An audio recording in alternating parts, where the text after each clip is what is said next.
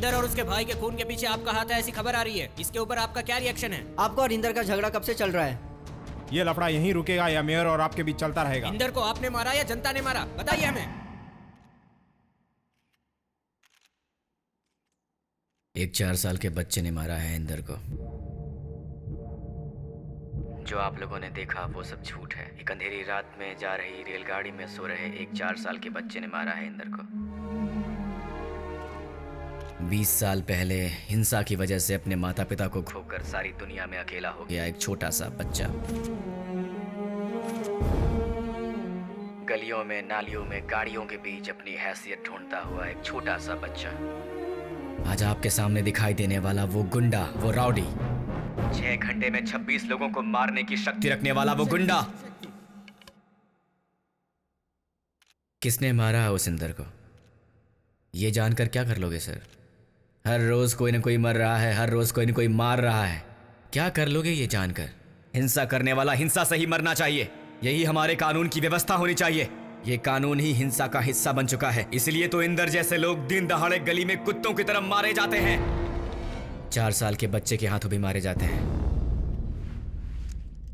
समझ में आ गया हो तो लिख लो, वरना यूं ही टाइम पास करने का वक्त नहीं है मेरे पास।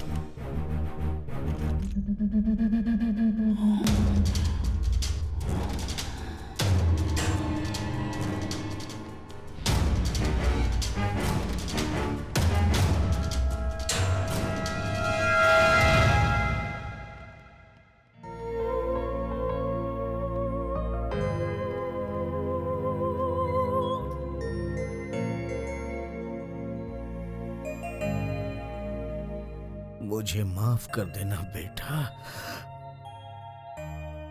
मुझसे बहुत बड़ी गलती हो गई बेटा। तू कहता था ना सिमी को तुझे सौंप मामा के जी। तेरे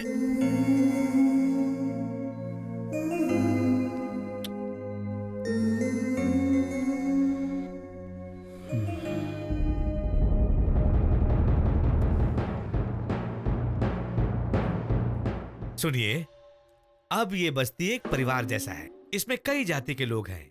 सबको भाई बनकर रहना चाहिए। अगर वही भाई लोग एक दूसरे को मार कर मरेंगे तो उस परिवार का क्या होगा? आप लोग ही बताइए। इसलिए मैं और कलेक्टर जी चर्चा करके एक मुद्दे पर आए हैं, और वो ये है कि 2 भाई जिस तरह से जायदाद का बंटवारा करते हैं, तुम लोग भी एरिया के हिसाब से बंटवारा कर लो। सूर्या, यहाँ सीरियस बात हो रही है और तुम क्या सोच रहे हो? मैं भी यही सोच रहा था सर, यहाँ कौन किसका बड़ा भाई होगा और कौन किसका छोटा भाई होगा।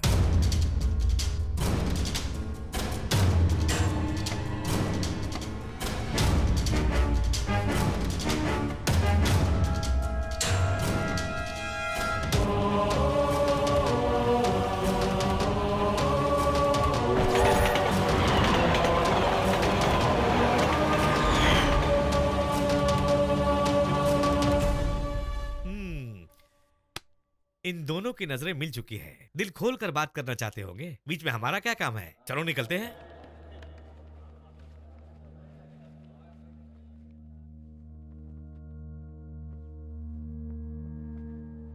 तुम्हारी फॉलोइंग देखकर मैं सोच रहा था तुम्हारी बॉडी बहुत मजबूत होगी। मेरी बॉडी कैसे दिखती है इस पर मत जा मेयर, वरना बहुत पछताएगा। तुम्हारे आदमी भी मर गए और मेरे भी मर गए, बाकी भी मरेंगे तो सिर्फ हम बचेंगे। टाउन के मेरे बिजनेस पर अपनी टांग मत अड़ाओ।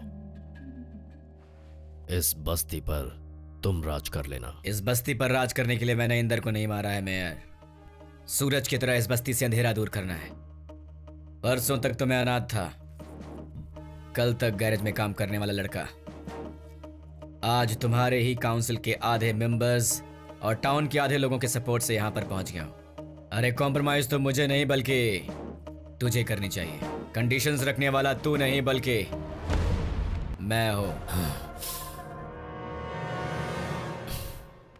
तुझे क्या लगता है मैंने तुझे नहीं पहचाना मेयर? मैं सब जानता हूं तू यहां पर क्यों आया है। तू यहां पर कॉम्प्रोमाइज करने नहीं आया है, बल्कि तू यहां पर यह देखने आया है कि तेरे सपने का दुश्मन सच है या नहीं। तुझे ये ख्याल सता रहा है कि एक 4 साल का बच्चा इतना शक्तिशाली कैसे बन गया कि वो तेरे अस्तित्व को आज तेरे सामने ललकार रहा है। तू तो ये सोच के यहाँ पर आया था कि हो सकता है मैं वो लड़का नहीं हूँ, लेकिन मैं वही हूँ मेयर। तेरी गलतफहमी दूर कर देता हूँ। वो दहलीज पार करने से पहले एक बात जान ले, तेरा दुश्मन सच है, तेरा डर भी सच है, और तेरी आने वाली मौत भी सच ही होगी।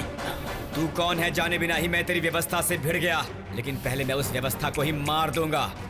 कल मैं इस बस्ती से लेकर भवानीपुर तक एक रैली निकालूंगा, किसी और को यहाँ का कॉर्पोरेटर बनाऊंगा, और सिर्फ एक ही हफ्ते में, सिर्फ एक हफ्ते में तुझे मेयर सीट से हटाकर एक जिंदा लाश बना दूंगा, लाश। खबरदार। और क्या बोला था? कॉम्प्रोमाइज के लिए आया है, हाँ? आधे ग्लास दूध में आधा ग्लास जहर मिलाने के बाद वो दूध दूध नहीं होता, जहर हो जाता है। तेरी चाल समझता हूं मैं।